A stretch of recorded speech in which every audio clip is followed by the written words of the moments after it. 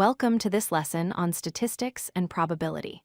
Today, we are going to tackle a very practical question that researchers and data analysts face every day: determining the sample size for estimating proportions. We will learn how to use the standard formula to find out exactly how many data points you need for your study. Whenever we plan a survey or an experiment, the very first question is usually, how many people do I need to survey? This is a critical balancing act.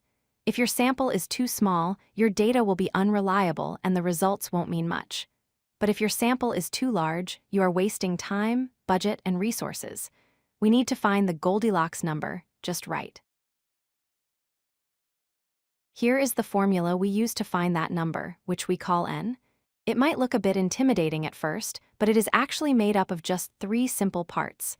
We have z star, which is related to confidence. We have e, which is our margin of error. And we have p hat, which represents our estimated proportion. Let's break these down one by one. First, let's talk about z star, or the z-critical value. This number comes from your desired confidence level. Essentially, how sure do you want to be about your results? In most academic and professional studies, we use a 95% confidence level. For 95% confidence, the standard z-value is 1.96. If you wanted to be 99% confident, you would use a higher number, like 2.576. Next is E, the margin of error.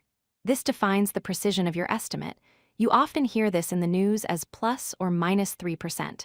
The margin of error creates an interval around your estimate. A smaller margin of error means a more precise result, but it requires a larger sample size to achieve. In our formula, we always write this as a decimal. So, 3% becomes 0.03.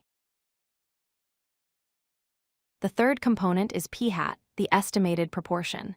This is tricky because we are doing the survey to find the proportion, so we often don't know it yet. You have two choices. Option A, use data from a previous study if it exists. Or option B, which is safer and more common, use 0.50. This is considered a conservative estimate. Why do we use 0.5? Look at this graph. The formula includes the term p times 1 minus p mathematically. This value reaches its maximum possible height when p is exactly 0.5.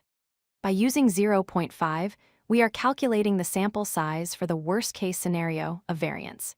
This guarantees that our sample size will be large enough, no matter what the actual proportion turns out to be.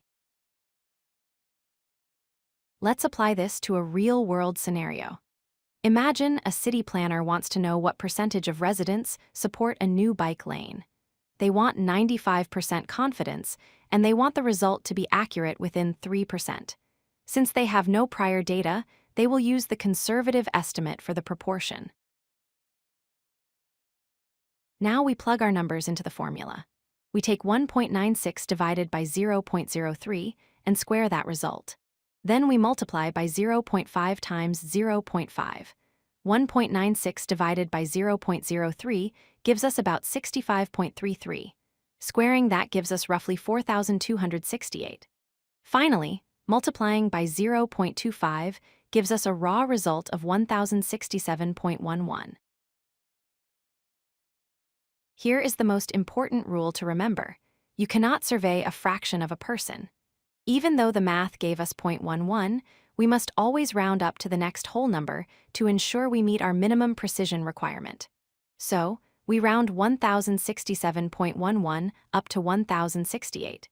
The city planner needs to survey 1,068 people.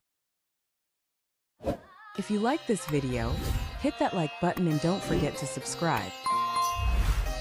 Visit codelucky.com for more such useful content.